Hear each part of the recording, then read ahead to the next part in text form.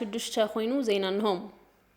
لوم زبنا زكايد مرصا حلخلاخ زبنات فتحلو مفتحي لوم قدماي منيستر ابي احمد حزباو تقبلنا زلو منغستين ممسرات زخل بمخانو إثيوبيا كاب مرصا 2013 ዓ.ም زعززه طقم خمتركب تملخيتهم بتفت قدماي منيستر ابز ጉዳይ ዝጠመተ መግለጽ አውጥየሎ በሪ ብርሃነ ከርቦይ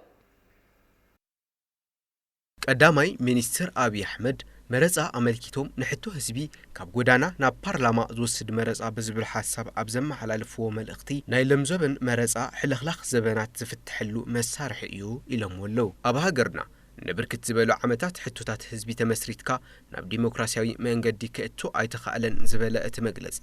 ንድሕሪት መልሲልካ እንትረአ ካብ ዕግርግር ተሕሳስን ምንቅስቃስ ተማሃሮን ጀሚሩ ሕቶታት ህዝቢ ዝንጸባረቑሉ መንገድታት በዓመጽ ጎዳና ወይ ድማ ብብረታዊ ቃልሲ እዩ ብምባልውን የዘኻኽር እዞም መንገድታት ቃልሲ እዚኣቶም ኢትዮጵያ ናብ ደረጃ ዘብቃዕቶም ምሁራትን ተማሃሮን ዝተወድኡልን ብናይ ዓመታት ጻዕሪ ዝተሃነጹ መሰረተ ልምዓት ዘዕነውን እዮም ይብል መግለጺ ቤት ጽሕፈት ቀዳማይ ሚኒስትር ከምዚ ኮይኑውን ናይ ዘበናት ሕቶታት ህዝቢ ግቡእ መልሲ ኣይረኸቡን ብምባል ይውስኽ بحد جز نحرنت زنقسقسو ودبات برت العلوم مثل عرسه السنة بهيرات بقصبة كبر انتبلو بخالق جز دباي وجه ختمة زجمرو حيلتات حزباوي منقسي بقصبة يمسرت بمبال يك على سنيروم زبالة مجلسي دحرق تقال سون ثي أبي منبر سلطان زنبر حيل انت إلا هوت أمايت عشحات زيجاتات استخفل اللوم حتوتات كي تملسو محدرة موجزيت نخبك داقم برتاو آلسي تقاومو الدبابين تملسهم كم زمسو يحبر مرزا 97 حتو هزبي ناب كاردي زبصح انت نبركوا اتخيدي بقبو سلا زي تزازمه كم تقدمي له زنبر عمص አደባባይን ዕጥቃው ቃልስን ወሊዱ ይብል እቲ መግለጺ ኣብ ጎረባብቲ ሃገራት ነቁይጦም በዕጥቃው ቃልሲ ነይሂ ወደግ ካብ ስልጣን ንምዕላይ ዝንቀሳቀሱ ዝነበሩ ኃይልታት መበገስ እቲ ቃልሶም ተወርቃው ዕድል መረጻ 97 በግቡእ ዘይምጥቃም ከም ዝኾነ ኣይካሕድን ዝበለ መግለጺ ቤት ጽሕፈት ቀዳማይ ሚኒስትር ኣብ ኣሜሪካን ኣውሮፓን ዝቕመጡ በማሕበራዊ ገጻት ምትእስሳርን ከምውን በልሙዳት ማዕኸናት ዜናን ኣቢሎም ዝካየዱ ዝነበሩ ምልዕዓላት ተቃውሞ ኣብ ውሽጢ ዓዲ ምስ ዝነበሩ ኃይልታት ተቃውሞ ብምጥማር ዜጋታት በብጎደኑ ድምጾም ንኸጋውሑ ድፍኢት ስለ ዘሕደረሎም ንምጥፋእ ህይወት ብዙሓት ምኽንያት መንባሮም ውን ይገልጽ መበገሲ እዞም ዝተጠቐሱ ተቃውሞታት ድምጺ ህዝቢ ግቡእ ቦታ ረኺቡ ክስማዕ ዕድል ስለ ዘይተዋሃቦ ምዃኑ ውን የረድእ ብኻልእ ኣገላልጻ ባይቶ ወከልቲ ሓቀኛ ፓርላማ ክኸውን ዘኽእልዎ ባህርያት ብዘይምውናኑ ዝተፈጠረ እዩ ኢሎ መግለጺ ቤት ጽሕፈት ቀዳማይ ሚኒስትር ኣብ ዓለም ብዝሃነጽኦ ዴሞክራሲያዊ ስርዓት ከም መርኣያ እንወስደን ሃገራት ህዝቢ ዘልዕሎም ሕቶታት ዝስምዑ ኣብ ጎዳናን ኣብ ማሕበራዊ ገጻት ምትእስሳርን ከይኮነስ ኣብ ባይቶ ወከልቲ ህዝቢ እዮም ይብል እቲ መግለጺ ኢትዮጵያ ሎሚ ዘበን እተካይዱ ሃገራዊ መረጻውን ነዚ ዕድል ዚ ዝፈጥር እዩ ዝበለ እቲ መግለጺ بعوت منجد انت كايد برجزون دمس حفاشنا كاب غودانا نا بارلاما كاب برخا ناب زوريا طرابيزا خملسيو بمبال يرد مرصا ابسط حزلو غز سلدا بعوت اغباب انت تساليطو منغستي زمسرتلو دمصي مالت دما 50 خدمر حدا كاب زرخه بارت وصا كالوت بارتسات بوليتيكا قصرو زينا منابر بارلاما كرخبو يوم زبله ات مغلصي عجا هاجر زوسنو حسابات بوحدات والقسابات عبلالاينت تفصم تخمخان وصيوم ብዙሓት ድምጽታት ተሰሚዖም ሙግትን ዘተን ተኻይድሎም ዝተፈላልዩ ሓሳባት ተሰሚዖም ውሳነ ዘመሓላለፈሉ ክኸውን ይብምባልውን ኣስሚሮለሎ ንጉዳይ መረጻ 2013 ዓመተ ምህረት አመልኪቱ በቤት ጽሕፈት ቀዳማይ ሚኒስትር ዝወጸ መግለጺ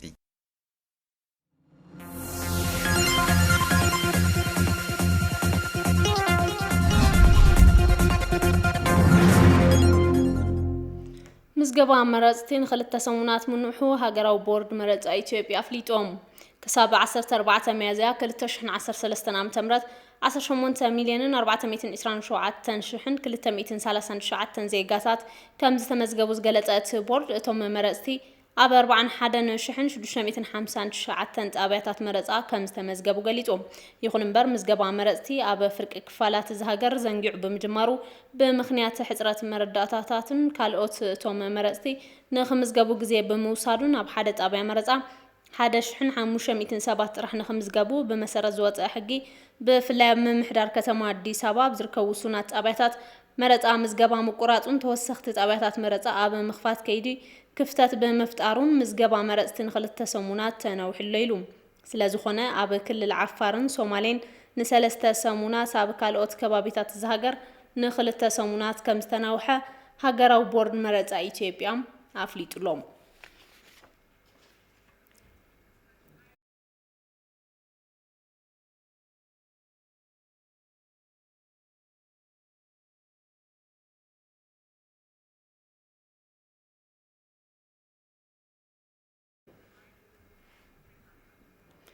ሻርሻይ ሃገራውን ክልላውን መረፃ ዕውት ኮይኑ ንኽፍፀም ጋዜጠኛታት ሙያዊ ስነ ምግባሮም ተኸቲሎም ንኽሰርሑ ቤት ምኽሪ መራኸብቲ ሓፋሽ ኢትዮጵያ ፃውዒት ተቕሪቦም እቲ ቤት ምኽሪ ኣብ ባህር ዳርን ከባቢኡን ዝርከቡ ጋዜጠኛታት ኣብ ጉዳይ መምርሒ መረፃ ኣመልኪቱ ስልጠና ሂቦም ኣብቲ ስልጠና ድማ መረፃ ቦርድ ኢትዮጵያ ዘዳለዉ መምርሒ መረፃን ፖሊሲ ኤዲቶሪያልን ብመሰረት ብምግባር ፀብፃብ ንኽሰርሑ ተሓቲቶም እዮም ግልጋሎት ዜና ኢትዮጵያ ዘብፂቦ ኣባደመቀ መራኸብቲ ሓፋሽ ኢትዮጵያ ዝቕፅል ሻድሻይ ሃገራዊ መረፃ ፍትሓዊ ሰላማውን ዲሞክራሲያውን ኮይኑ ንክዕወት ትካላዊ ሓላፍነቶም ንክዋፁ ዘኽእል ስልጠና ኣብ ባህር ዳር ተውሂቦም መረፃ ቦርዲ ኢትዮጵያ ጋዜጠኛታት ኣብ ጉዳይ መረፃ ክፅብፅብሉ ዝኽእሉ መምርሒ ዘዳለዉ እንትኸውን እቶም ጋዜጠኛታት እቲ መምርሕን ፖሊሲ ኤዲቶሪያልን መሰረት ብምግባር ብዘይሻሪ ክፅብፅቡ ከም ዝግባእ ድማ ተመላኺት እዩ ሙያዊ ሓላፍነቶም ኣብ ዘይዋፁ ጋዜጠኛታት መረፃ ቦርዲ ኢትዮጵያ ካብ ዝወስዶ ስጉምቲ ብተወሳኺ ቤት ምኽሪ መራኸብቲ ሓፋሽ ኢትዮጵያ ብዘዳለዉ ገላጋሊ መጋባያ ዝቐርቡ ጥርዓናትን ቅሬታታትን መሰረት ገይሩ ከም ዝውስን ኣባል ስራሕ ፈጻሚ እቲ ቤት ምኽሪ ኣይተሞላልኝ መለስ ገሊጾም የኤዲቶሪያል ፖሊሲዎቹ ሲዘጋጁ ኤዲቶሪያል ፖሊሲ እንትሕጸጹ ሕግታት መራኸብቲ ሓፋሽ ኢትዮጵያ ሕገ መንግስቲ ኢትዮጵያ መሰረት ገይሩ እዩ ዝወፅእ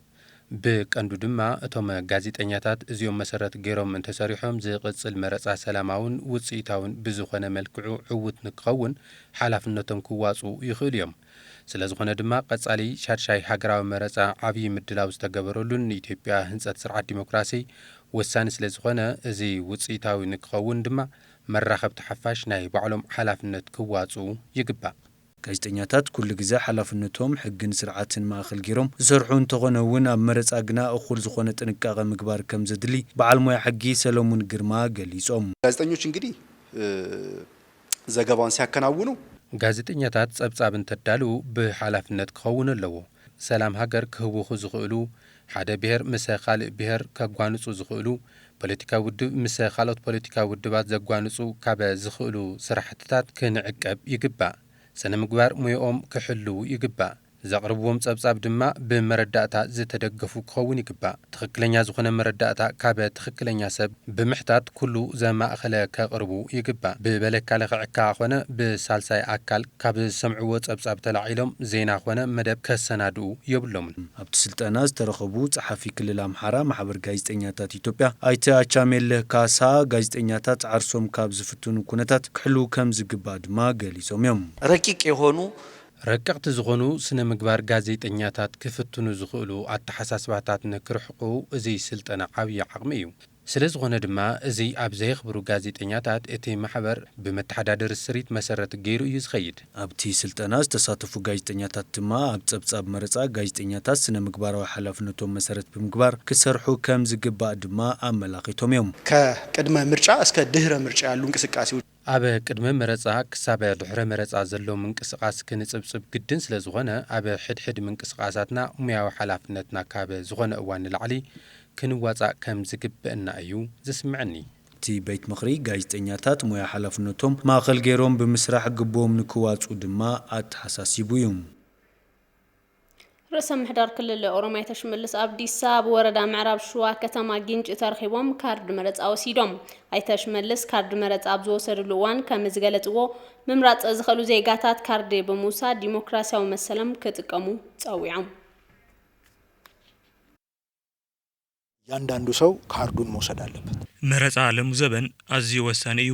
ሕድሕድ ሰብ ካርድ ክወስድ ኣለዎ እዚ ብምግባር ሓደ ዓወት ህዝብናን ሓፈሻዊ ሃገርናን مقتصال حلفنا تلو كل سب أزز قتصل كارد بموساد ديمقراطياوي مسل تتقيمو زمرحيو كال أي نزقتصلو عمتات زم حدرو حلفنا تركيبو زمرحو أكالون በዚ ካርድ ይዝውሰን ስለዚ እዚ ሕገ መንግስታዊ መሰሉ ብዝግባእ ክትጥቀም ኣለዎ እዚ ብምግባር ሃገርና ዘላትሉ ለውጢ ብምቕጻል ሃገርና ዘለዋ ዓወት ናይ መቕጻል ስራሕቲ በዚ ኸይዲ መረፃ እዩ ዝርከብ መንገዲ ካርድ መረፃ ብምዃኑ ስልጣን አቋራጺ መንገዲ ክሕዙ ዝደልዩ ኃይልታት ሕዝውን ጸገምና ፈጥሮ ዋላ እንተኾኑ አይዕወቱን ኢሎም ምርጫውን እንዳይሳካ የሚፈልጉ ኃይሎች ማአት ድራማ እየሰሩ ነው ያሉት መረፃ ከይዕወት ዝደልዩ ኃይልታት ብዙሕ ድራማ እናሰርሑ እዮም እዞም ድራማታት አይሰርሑን ዝሰርሕ ሓደ ነገር ጥራሕዩ መረፃ ካብ ድራማ ወፂና መረፃ ሓደ ሓዲኡ ዕድሚኡ ብምትላል ዝወደ ሕዚ ህዝብታትን እናባልዐ እናጻልአ ክነብር ይዝደሊ ሓድነት ህዝብታት ኢትዮጵያ ንሰከንድ ንድሕሪት ኣይመለስን ሓድነት ህዝብታት ቀጻሊ እዩ ኢትዮጵያ ቀጻሊት እያ ግዛታዊ ሓድነታ ቀጻሊ እዩ ካብ ዝወጻኢ ዘለ ኃይሊ ድማ እናተራገፈ ይኸድ ነበርቲ ዞባ ምዕራብ ጉጂ ሎም ዘበን ዝካየድ ሃገራዊ መረፃ ተሳተፍቲ ንምዃን መረፃ ካርድና ወሰዱ ምዃኖም እቶም ነበርቲ ገሊጾም ኣለዉ ርእቶቶም ነበርቲ ሪፖርተርና ኦላና ያዲሳ አተኻኺብዎሎም አንድ ሰው ካሉት መብቶች ውስጥ አንዱ ዲሞክራሲያዊ መብት ስለሆነ ሓደ ሰብ ካብ ዘለዎ ዲሞክራሲያዊ መሰላት ሓደ ምምራጽ ስለዝኾነ ካርድ መረፃ ክወስድ ግዴቱ እዩ ንዚ እውን አውዚ መጽየ ካርድ መረፃ ዝወስድ ዘሎ ይሄ መብት ያው መጠቀም አለብን ያው መብት ተሰጥቶናል መሰልና ክንጥቀመለና እዚ መሰል ተዋሂቡና ኣሎ ንኣብነት ኣነ ከም ሓንቲ ሰበይቲ ክመርጽ ስለዘለኒ ኣብዚ መጽየ ተራሒዘ ካርድ ወሲደ ክመርጽ እየ ያው አካ ስና ዲሞክራሲ ተስታይ አካ ሰራ ብያ ካናቲ ከም ስርዓት ዲሞክራሲ ልዕሊ 18 ዓመት ዝኾነ ሰብ ክመርጽ መሰሉ ብምዃኑ ካርድ ክወስድ እየ ኣብዚ ተረኺበ ዘለኹ ውያ ፊላኖን ሱኒያተ እንመርጸሉ እዋን እናበጽሐ ብምዃኑ ዘለና መሰል ተጠቂምና ተዳሊና ክንጸንሕ ስለዝግበአና አነ ዝደልዮ መራሕየ ክመርጽ ካርድ መረፃ ወሲደ ኣለኹ ለምን መብታቸው ስለሆነ ካርድ መውሰድ መብት ነው ካርድ ሙሳዱ መሰልና ብምዃኑ ካርድ ሒዝና ጸኒሕና ክንመርጽ ኣለና ዝተዋሃበና መሰል ክንጥቀመሉ ይግባእ ከጊዜውም ደህንነት አንጻር ማለት ከኮሮና ጋር የተያያዘ ነገ እያልን ይሄ ወረፋ ቢበዛ ይሄ በአንጻር ድሕንነት ለበዳ ቫይረስ ኮሮና ንጽባሕና በልና ታራ ወይ ድማ ሰልፊ እንተበዚሑ ንሓደጋ ከቃልዕና ስለዝኽእል በጊዜና ናብ ካርድ መረፃ ዝወሃበሉ ቦታ ኸድና ካርድና ክንሕዝ ይግበአና ባህላ እየ በጥሩ ሁኔታ ነው ምዝገባ ላይ የሚገኙት ከዛ ወዲህ ጀምሮ አሁን ወደ 825 አካባቢ ደርሷል የተመዘገቡት ቁጥር ኣብ ጣብያና ብጽቡቕ ምዝገባና ተኻሂዱ እዩ ካብ ዝጀመርናሉ እዋን ክሳብ ሕዚ ከባቢ 825 ሰባት በፂሕና ኣለና በብመዓልቱ ብጽቡቕና መዝገብና ንርከብ ትሑት ዝበሃል ቁጽሪ ኣይኮነን ብመዓልቲ ክሳብ 195 ሰባት እንምዝግበሉ እዋን ኣሎ ትሑት ቁጽሪ ድማ ክሳብ 100 ኢና ንምዝግብ መእተውን መውፅን ሰዓታት ነተመዝገብቲ ብዝጥዕም መልክዑ ክንገብሮ ኢና እዚ ነተመዝገብትና ከይስእኑና ዝሕግዝ እዩ መጥቶ ሳይመዘገቡ እንዳይመለሱ ነው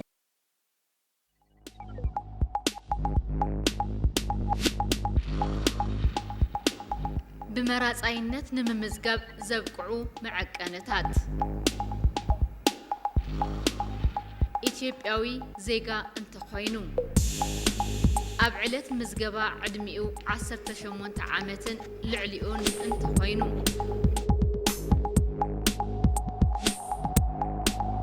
ኣብቲ መረፃ ክልል እንተወሓደ 6 ወርሒ እንተነይሩ ብመራጻይነት ክምዝገብ ይኽእል እዩ ብመራጻይነት ንምምዝገብ ዘየብቅዑ መዐቀነታት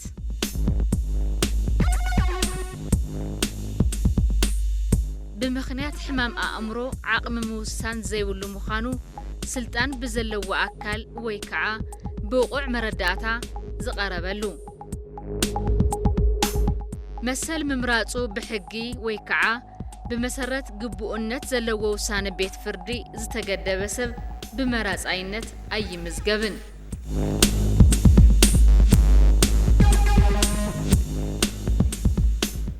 አከባብራ በዓል መበል 16 መዓልቲ ብሔርን ብሔረሰባትን ኢትዮጵያ መልኪቱ ዘተተኻይዱ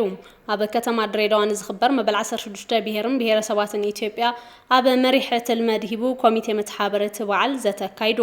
ኣብ መበል 15 በዓል ዝነበሩ ኣስተምህሮታትን ሕገ መንግስትን ፌደራሊዝምን ግልጋሎት ሰናይ ተግባርን ብጥቡቅ ተጠናኺሮም ክቕጥሉ ከም ዝግባእ ተገሊጡ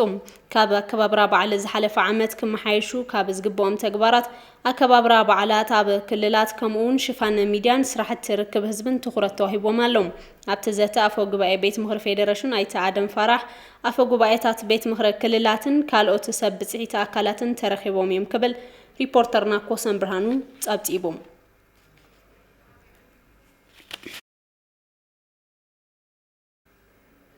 ኣብዚ ተታሒዙ ዘሎ ዘበነ ምህርቲ ብፍርያት ዝራእቲ ኣሕምልትን ፍራምረን ከምኡውን ብመስኖን ሓለዋ ሃፍቲ ተፈጥሮን ዘተባብዕ ውፅኢት ከም ዝተረኸበ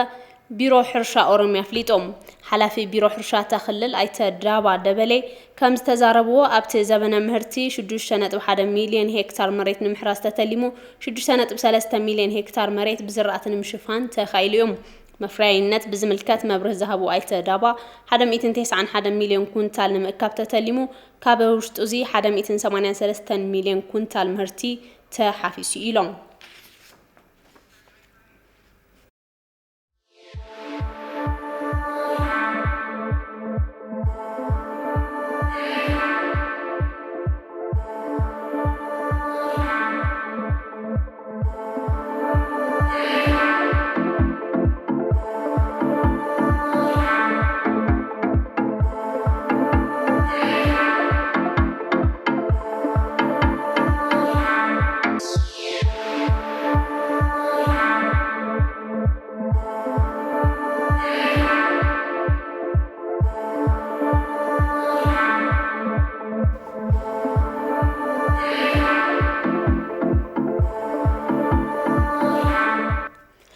عبي قدب هداس إثيوبيا في الثامن خبتصح دكتور إنجنير سلش بقلن الدياسبوراتات تقاوي تقريبا عب كندا نا إثيوبيا إمباسي عب كندا مزركب حبرة متحابر عبي قدب هداس إثيوبيا عب زدالو ميت محبرة ومتأسسار منيستر ماي مسنون إنرجن دكتور إنجنير سلش بقلة الدياسبورا حاجز نخجبر حتى توم منيستر عب ذهبوا مبرهي تقدب زركبلو بركن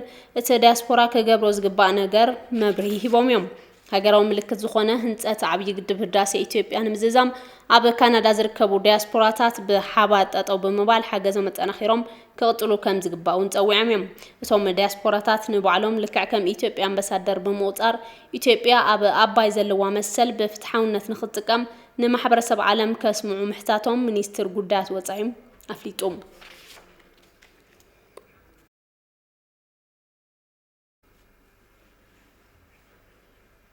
مهورات بقداي قدب هداسة ساينساو مصنعتن مرمرن بمكياد ربح إثيوبيا كرغاغص بزخ إلى جباب نمحبرسب عالم كونن وشت عد كفلتو كم زغبا منيستر ديتا ساينسن لعلوت تمرتن بروفيسور أفور كاسو تصاوعي تقريبا تساتفو مهورات نعبي قدب هداسة إثيوبيا بزبل مريح قال هاجراو فورو مهورات اب يونيفرسيتي اسوسا ان تسالطيم نصبصاب جمال احمد عباد دمقم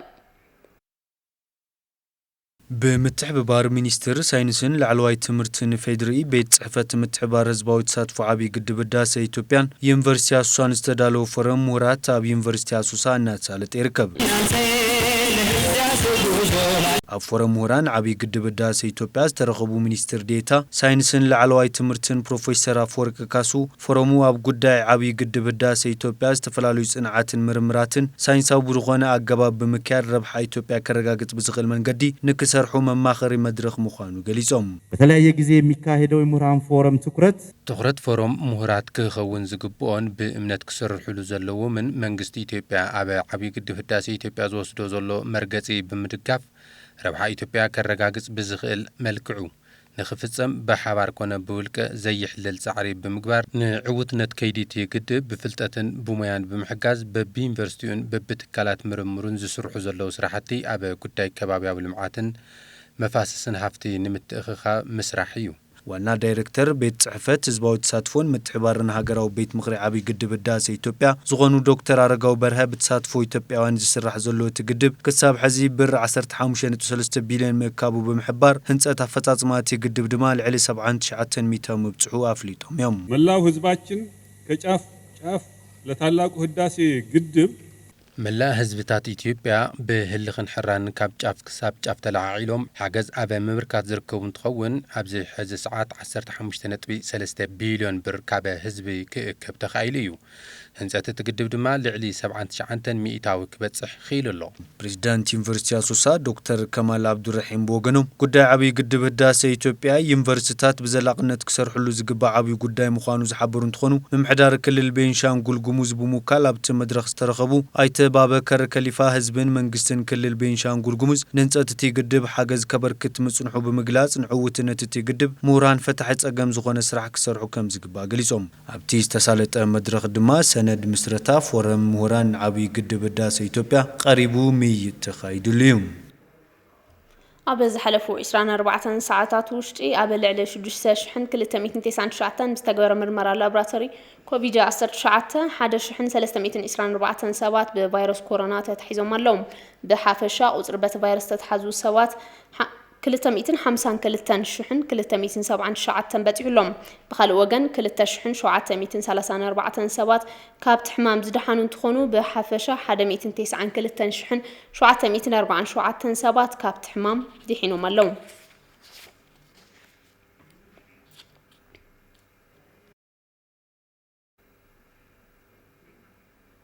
ዜና ወጻኢ ኣብ ሶማሊያ ምንዋሕ ዘበነ ስልጣን ፕሬዚዳንት መሐመድ ፈርማጆ ሲዒቡ ብዝተፈጠረ ዘይምስምማዕ ኣብ ከተማ ሞቃዲሾ ናዕቢ ተፈጢሩ። እቲ ናዕቢ ኣብ መንጎ ሓይልታት ጸጥታ ነቶም ፕሬዚዳንት ዝድግፉን ዝቃወሙን እዩ ተባሂሉሎም። ኣብ ጥቃ ቤተ መንግስቲ ሶማሊያ እውን ድምፂ ከበርቲ መሳርሕታት ዝተሓገዘ ሓውሱ ተኹሲ ከም ዝተሰምዐ ተገሊጦም። ኣብ ሞቃዲሾ ዝተለዓለ ጎንፂ ናብ ዝተፈላለያ ከተማታት እናተዘርግሐ ከም ዝርከብ ኣብቲ ሃገር ዝርከባ መራኸብቲ ሓፋሽ ፀሪሑ ቢቢሲ ጸብፂቡ። ዘበነ ስልጣን መሐመድ ፈርማጆ ኣብ ዝሓለፈ ወርሒ ለካቲት ይዛዘ መንበር ፓርላማ እቲ ሃገር ብ2 ዓመት ንኽነዋሕ ምውሳኑ ይፍለጥ። ነዚ ስዒቡ ድማ ውድብ ሕቡራት መንግስታት ሕብረት ኣፍሪካ ነቲ ውሳነ ኮኒኖሞ እዮም።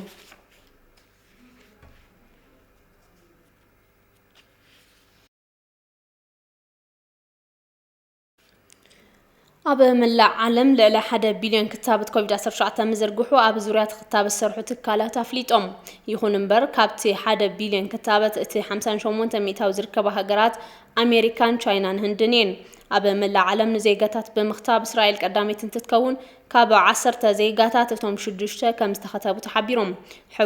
ሕቡራት ዓረብ ኤምሬትስ 51 ሚእታዊ፣ ብሪጣንያ 49፣ ኣሜሪካ 42፣ ቻይና ድማ 41 ሚእታዊ ዝኾኑ ዜጋታት ከቲበን እየን። ብዝሓለፈ ወርሒ እንትነጻጸር ኣብ ወርሒ ሚያዝያ ዝርግሐ ክታበት ኮቪድ-19 ዕፅፊ ምውሳኹ ኣሪራንግ ጸብፂቦም።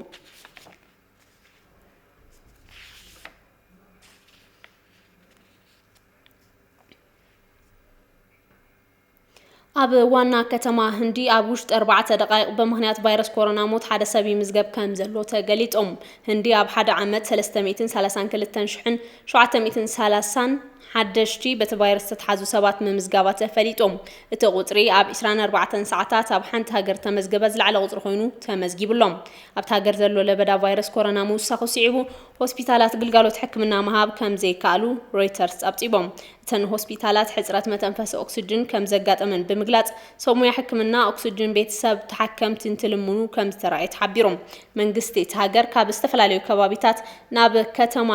ደልሂ ብወተሃደራዊ ነፈርትን ባቡሩን ኦክሲጅን የጓዓዕዝ ከም ዘሎ ፍሊጦም። ኣብ ህንዲ ብሓፈሻ 16.6 ሚልዮን ሰባት በቲ ቫይረስ እንትልከፉ ክሳብ ሕዚ 189,544 ሰባት ህይወቶም ሲኢኖም እዮም ተባሂሉ።